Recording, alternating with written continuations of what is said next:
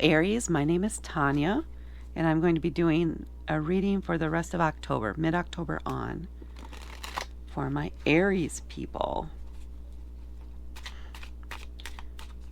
So I tend to read intuitively more so than using the cards directly. They're more of a structure for me to use, or a guide in a way for me to use in translating the messages that are coming through, but they don't always exactly line up with the traditional meaning of the tarot cards.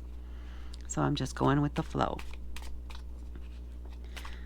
This is a reading for the collective, so you may not resonate with the whole reading, but do pay attention to the messages that do stick out for you, that do feel right for you. Those are the ones that are meant for you to see and hear. So I'm going to connect to my guides, your guides, and the collective energy of the universe out there. Let go of them worries and anxieties. And let's see what we have for Aries for the remainder of October. Tap into divine energy and see what we have for Aries for the remainder of October.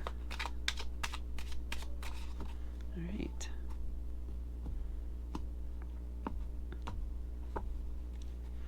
We have Temperance, Justice, Death,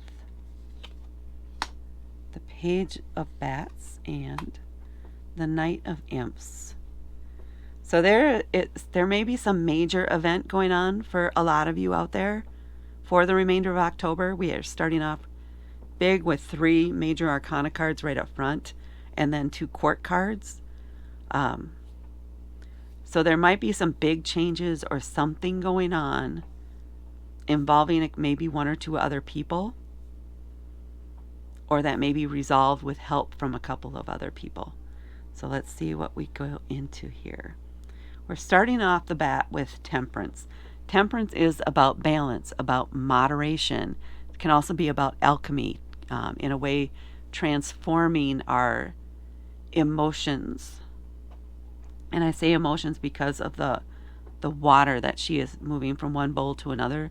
That usually you can see where it's transmuting or flowing in both directions in a way.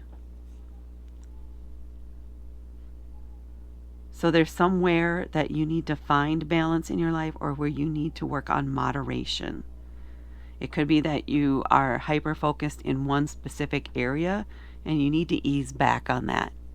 Ease back and find some balance. Otherwise, you're not going to find any satisfaction in what you're doing, and nothing's actually going to get done. So it's kind of what do I want to say? It's a gut check. It feels like a gut check. So you need to stop and reassess what you're doing and make sure you have some balance going on. Not just for the sake of getting things done, but for the sake of balancing your own energy and the relationships in your life. So just take a moment to take stock and redirect your energy if that's what you need to do. And then we're moving on to the Justice card, another major arcana card. It comes before, so you may do some backsliding too, just because we're going from higher numbers to lower numbers, so it's almost like a little bit of a backslide here in whatever major area this is representing for you. The Justice card is about karmic balance in a way, about finding that again, it's a bit of balance, right? You want to balance the scales of justice, right? You don't want them out of balance. So it could be there is something that is out of balance again, that you need to stop and reassess and say, am I neglecting something in order for the sake of being done, or because everything here feels better, but I'm ignoring and neglecting this, so things are getting out of balance, out of whack. There is no even balance. There is no justice for both sides, for both tasks or areas of your life. So this is really, really asking you so far to make sure that you are balancing your energy, balancing the different parts of your life. Finding, for example, work-life balance. You need to make sure that you are finding that and doing that for yourself, not just for your family, but for yourself, because you may be headed toward burnout in some area if you're not careful. So stop and take a look, reassess. If you were scheduled for vacation time, take the vacation time. Don't agree to work over it. Maybe this isn't the month for you to do overtime, etc., things like that. You need to have that work-life balance, or balance between your creativity and your logic. I feel that a lot. It feels like you may be sucked down this creative path to the detriment of other areas of your life. So you need to make sure you're finding balance and you're putting maybe boundaries around the time that you spend on the creative pursuits, so that you have the time to make sure other areas of your life are taken care of at the same time. And then we have another major arcana card. Did I mention some big change or something? Some big message that your guides really want you to do is find that dang balance. Okay. Possibly because you're getting to the point where you're going to have a moment of transformation. The Death card in the major arcana is primarily about a transformative experience or a moment of transformation where something is going to change and you kind of know what it is. You can kind of feel it coming. It's not as bad as a Tower moment, which is sudden and completely devastating, but it is something that changes the way you look at something or changes your attitude about something, or it's enough of a skill or knowledge change or knowledge growth that it shifts how you look at things and how you look at life, and maybe even what you want to do next in life. So you have some sort of shift coming up where if you are out of balance, if you are not looking for that balance, it could really throw you off. It could really put things off kilter. It could result in the loss of a relationship or even a job in some cases. So how the depth of the impact, whether it's to the positive or adverse, is going to depend on you making sure that you are balanced in all areas of your life, or as many as you can get balance in, and aware that you need that balance. That's going to help mitigate this and help ease this transition that's coming up for you. So don't say you weren't warned. Because they really, really want you to be aware of this. And then we have the Page of Bats. Bats are swords. Swords are our thoughts, our ideas, logic. Just the facts, ma'am. And a lot of times for me, the pages themselves are like that freshman college student. So they're excited about the future. Everything is new to them out there beyond high school, right? It's all brand new. They're excited about it. They're looking forward to it. It's good energy. It's hopeful energy. They can also be messengers.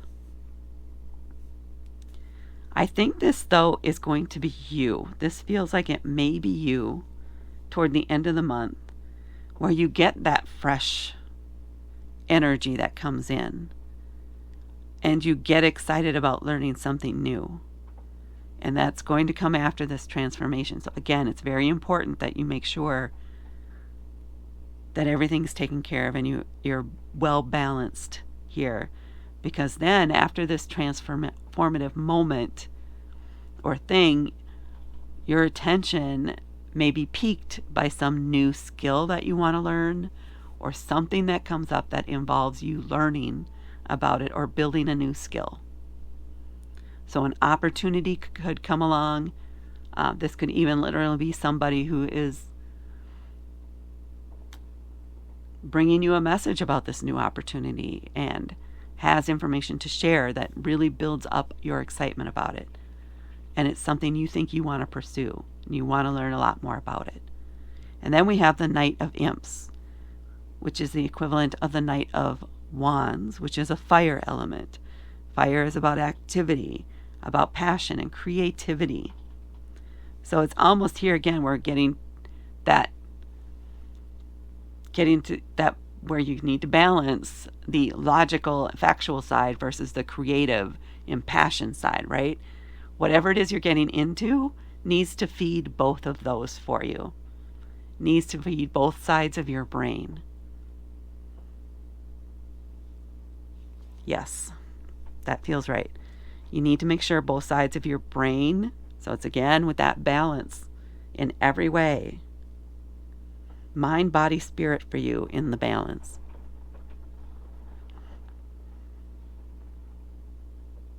And just these new opportunities, or people coming to you with these new opportunities. One which is more education focused, and one that's more creativity focused.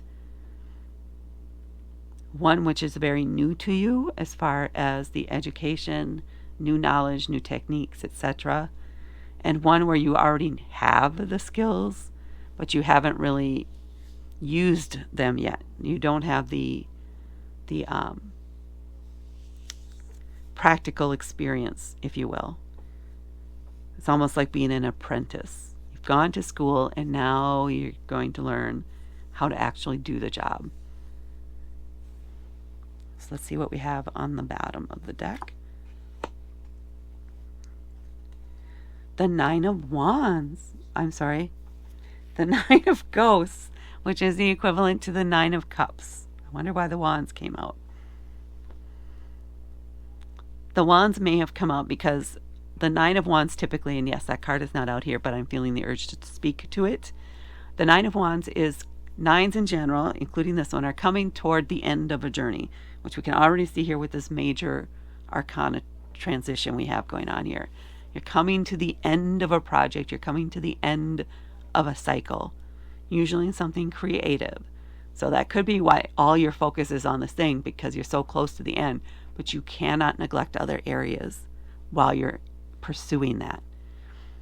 Things are struggling, things are good, you're almost there, you can continue to push through, but overall, in general, the message is to make sure you're not neglecting other areas to the detriment of that. And then we have the Nine of Ghosts here. Now we can focus on this. Then, or the equivalent of the Nine of Cups. Cups are about our emotions and our intuition, and their Nine of Cups in particular is the emotion of pride, of accomplishment, of reaching your goals, attaining the things that you've set out to get. So there will be success here. Great success, as long as you can maintain that balance. Otherwise, it may feel like hollow, or you may not feel so proud of what you've done because now you're missing other things. But generally, that's the message that they want out there for you. Okay? Let's see, pull an oracle. An oracle for our Aries. What do we have for Aries here for mid-month? Mid-October.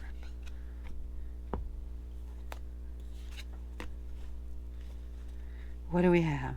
The Observer.